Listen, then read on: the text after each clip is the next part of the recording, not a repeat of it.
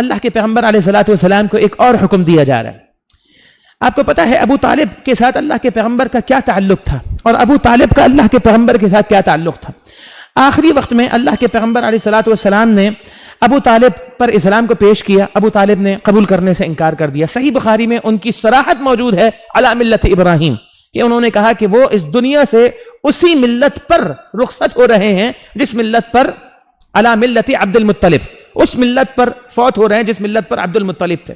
اور یہ بات صریح ہے کہ عبد المطلب جو ہے اگر صحیح ملت پر ہوتے تو اللہ کے پیغمبر علیہ الصلوۃ والسلام انہیں کلمے کی تلقین کیوں کرنا، اس ملت سے ہٹانے کی کوشش کیوں کر رہے ہیں. آ رہی ہے بات سمجھ میں؟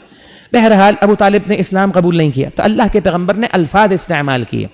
فرمایا کہ جب تک مجھے روکا نہیں جاتا میں ابو طالب کے لیے استغفار کروں، میں اللہ سے معافی مانگوں. واضح ہے؟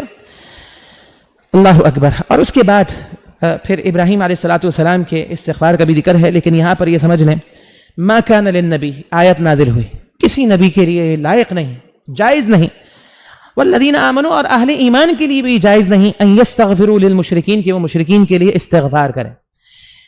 اسے کہتے ہیں کہ براءت کی تکمیل. اس کو ذرا سمجھیے گا.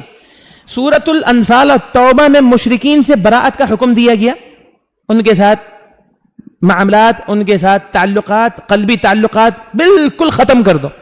اب یہاں پر یعنی جو زندہ تھے ان کے تعلق سے حکم دیا گیا نا، جو زندہ نہیں ہے مشرکین ان کے ساتھ بھی براءت کا حکم دیا جا رہا ہے. یہ اللہ کے ہاں شرک اور مشرک، یعنی شرک اتنا پلید عمل ہے، اتنا بڑا جرم ہے، اور مشرک اتنا پلید ہے کہ اللہ چاہتا ہے ان کے مردوں کے ساتھ بھی ہمارا قلبی تعلق قائم نہ رہے. قلبی تعلق کس کے ساتھ قائم ہوتا ہے تو آپ کیا کہتے ہیں؟ آپ اس کے لیے دعا کرتے ہیں نا. اللہ نے روک دیا، کہا اب اہل ایمان کے لیے یہ جائز نہیں ہے کہ وہ مشرکوں کے لیے استغفار کریں. اور نبی کا نام لے کر، نبی کا ذکر کر کر یہ بات ذکر کی. کسی نبی کے لیے لائق نہیں ہے اور اہل ایمان کے لیے لائق نہیں ہے کہ وہ مشرکین کے لیے اللہ سے معافی مانگے.